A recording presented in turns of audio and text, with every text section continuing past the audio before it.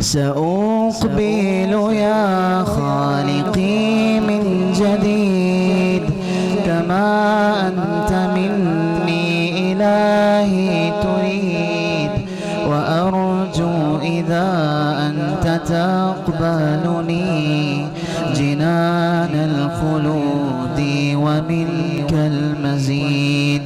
عصيتك ربي فأمهلتني وتسترني رغم أني عنيد، لأنك ربي غفور ودود رحيم بكل الورى والعبيد، رحيم بكل الورى والعبيد.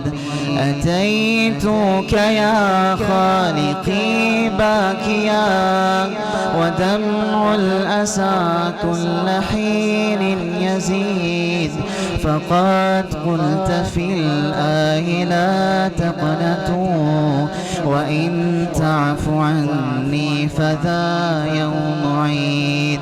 سأترك يا رب ذنبي المضى وأقبل نحو الرضا والنعيم. أحبك ربي وهذا رجاي بأنك تقبلني يا كريم، بأنك تقبلني يا كريم.